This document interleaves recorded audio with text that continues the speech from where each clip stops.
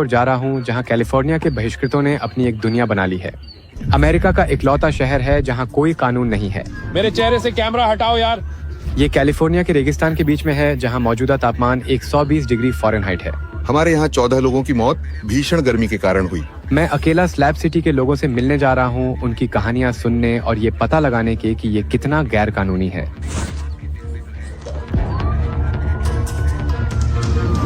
मैं officially slab city में enter कर रहा हूँ। अजीब माहौल है। ठीक है, मैंने अपनी कार पार्क कर दी है और अब मैं आसपास घूम रहा हूँ। मुझे पहली चीज जो दिख रही है वो है टी का बगीचा। अब ये बगीचे जैसा नहीं दिखता, लेकिन वो हमेशा आपके दिल में तो है। ऐसा लगता है कि हर जगह ट्रेलर होम है, लेकिन मुझे नहीं पता कि उनमें लोग रहते हैं या नहीं। मुझे लगता है शायद रहते होंगे, लेकिन इस गर्मी में क्या पता। बाहर का तापमान सचमुच 118 डिग्री है। मैं मर रहा हूँ। यहाँ की बदबू काफी दिलचस्प है, जैसे एक विशाल कबाड़ खाना। यहाँ सब कुछ देहाती और त्यागा हुआ है। मतलब ये कभी एक स्कूल बस थी, अब ये ऐसा दिखता है। ये मुझे इंटो द वाइल्ड फिल्म की याद दिलाती है और असल में मैंने ऑनलाइन पढ़ा कि इसकी शूटिंग यहाँ हुई थी। मेरी सबसे पसंदीदा फिल्म। यहाँ कोई है क्या? ठीक है, हम सैल्वेशन माउंटेन पर पहुंच गए हैं। चलो इसे देखें। भगवान, यहाँ बहुत गर्मी है, और मेरा मतलब ऐसी गर्मी जैसे कि आपके चेहरे पर हेयर ड्रायर की हवा आ रही हो। यहाँ बहुत अकेलापन और एकाकीपन है। यहाँ कोई भी नहीं है। इस इंस्टॉलेशन को सैल्वेशन माउंटेन कहा जाता है। ये यहाँ का लैंडमार्क है। इसको अकेले बनाने में एक आदमी को 30 साल से ज्यादा लगे। उनका नाम लेनर्ड नाइट है। 1984 में प्रोजेक्ट बनाने की उनकी पहली कोशिश बारिश में बर्बाद हो गई, लेकिन वो निराश नहीं हुए। इसके बजाय उन्होंने इसे ऐसे देखा मानो भगवान उनसे कह रहे थे कि फिर से शुरुआत करनी चाहिए। नवाजो इंडियंस से प्रेरणा लेते हुए और बिल्डरबिल की मदद से, जिनसे मैं मिलने की उम्मीद कर रहा हूँ। लेनर्ड ने अपना पूरा जीवन ये संदेश फैलाने में बिताया कि भगवान प्रेम में है। जो पहाड़ी उन्होंने बनाई है वो स्लैब सिटी का प्रतीक है और अमेरिका की लोक कला का अद्भुत नमूना है। गिटार की आवाज, लोगों की भी। चलो देखते हैं। मैं अपना कैमरा नीचे रख रहा हूँ ताकि जो स्थानीय लोग पहले से ही मुझे घूर रहे हैं उनका ज्यादा ध्यान न खींचूं। यहाँ कॉफी मिलती है। बेरिल, एक नया लड़का आया है। नमस्ते, कैसी हैं आप? मुझे थोड़ी कॉफी मिल सकती है प्लीज? शायद। और हाँ, चीनी नहीं है, माफ करना, लेकिन पीछे क्रीमर है। बहुत बढ़िया, थैंक यू। Okay, welcome.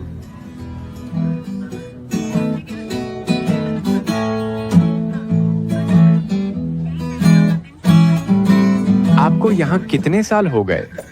शायद 7 के आसपास, हालांकि पक्का नहीं पता।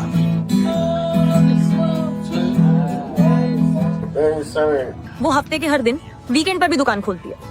हाँ, हर सुबह। यहीं से लोग अपना दिन शुरू करते हैं। तो 8 साल पहले आप क्या कर रहे थे?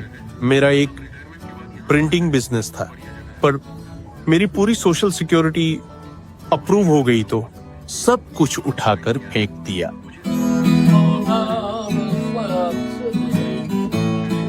यहाँ मजा आ रहा है। बहुत मजा आ रहा है, अच्छी जगह है। आप रिटायरमेंट के बाद यहाँ आना चाहें तो बढ़िया जगह है।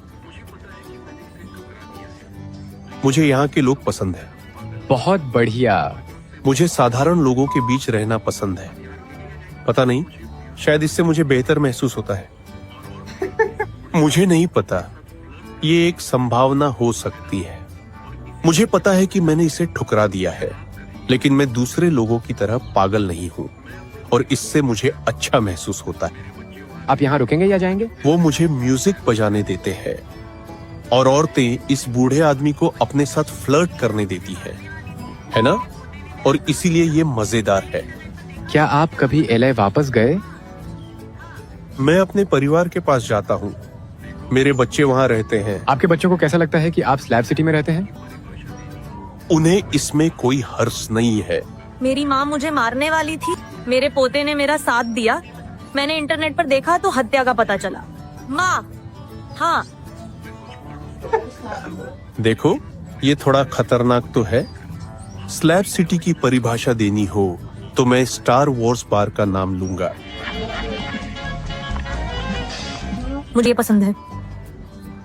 मुझे भी पसंद है।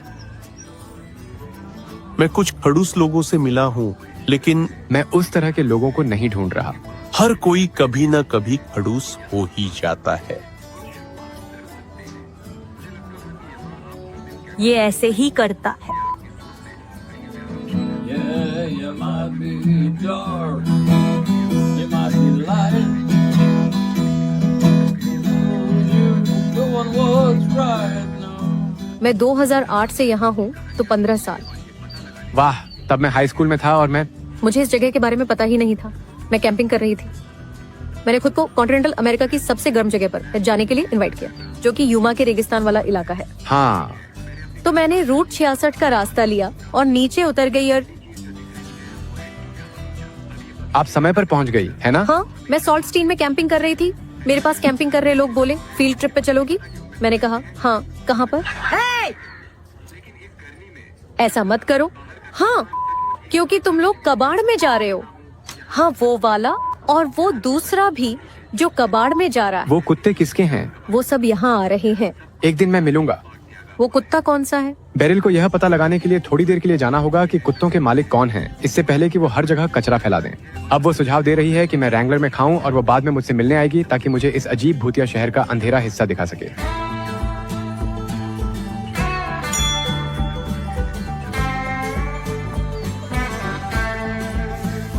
आप यहाँ कितने सालों से रह रहे हैं? मैं यहाँ पिछले लगातार 13 सालों से हूँ। मेरी कमर पर चोट लगी थी और 8 सालों से व्हीलचेयर पर हूँ।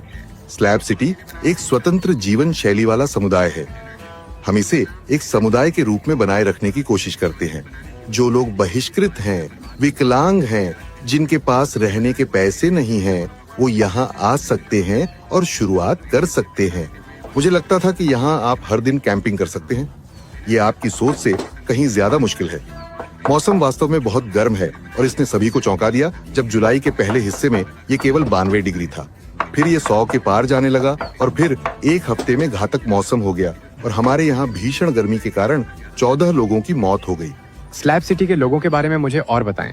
बहुत से लोगों को पहले से ही ये धारणा हो जाती है कि इस जगह पर कानून नहीं है, कि आप यहाँ जो चाहें कर सकते हैं, और ये निश्चित रूप से तर्कसंगत और नैतिक कारण के दायरे में है। हम सबके पास दिमाग है और हम सही काम करते हैं और यहाँ सिर्फ गलत काम करने नहीं आते। अच्छा, क्योंकि ये बकवास है। हम नजर रखने का कोई काम नहीं करते, लेकिन हम एक सामूहिक बैठक जरूर करते हैं। आपको आक्रामक होना पड़ेगा, पुलिस बुलानी पड़ेगी। पुलिस कितनी बार? यहाँ पुलिस को मत बुलाना। हर कोई आपसे यही कहता है, यहाँ पुलिस को मत बुलाओ। हफ्ते में एक बार, दिन में एक बार? हर दिन आते हैं। हर दिन? हर दिन पुलिस यहाँ गश्त करती है। और जब वो लोगों को अपने सामने मेथ लेते देखते हैं तो वो कुछ नहीं कहते? ओ हाँ, अगर आप उसे जला रहे साफ कांच की पाइप जैसी चीज, वो निश्चित रूप से आपको रोकेंगे और हिरासत में लेंगे और वही सब। अगर आपको बुरा ना लगे तो मैं पूछूं, क्या यहाँ हत्याएं होती हैं? यहाँ सच में गंभीर अपराध होते हैं? हाँ, कुछ झगड़े होते हैं और वो तो जाहिर है। जैसे कि हत्याओं की बात करें, मैंने कुछ अफवाहें सुनी है। मैंने देखा नहीं है तो इतना ही कहूंगा। ये लगभग 2 साल पहले की बात है। एक ट्रांसजेंडर जो दूसरे ट्रांसजेंडर्स के लिए खड़ा हो रहा था और जाहिर तौर पर एक लड़की और 2 ट्रांसजेंडर लड़कों के साथ 3 तरफा प्रेम प्रसंग चल रहा था। और इसलिए हम उस एक ट्रांसजेंडर ब्लैक जेंटलमैन के बारे में सोच रहे हैं, जो जरूरी नहीं सिर्फ एक शक है। वो उसे ढूंढने ओरेगन गए क्योंकि वो बच्चा चाकू से मरा हुआ पाया गया और वो नहर में तैरता दिखा। केन जो मुझे बता रहा है वो अजीब है और उसने मुझे बेचैन कर दिया, क्योंकि मैं वापस जाकर बेरिल को स्लैब सिटी के टूर के लिए लेने जा रहा हूँ। क्या ये टेस्ला है? हाँ। और कौन शेयर करना चाहता है? ये मेरी पत्नी की गाड़ी है। हाँ, वो आदमी वही है। वो आदमी कौन है?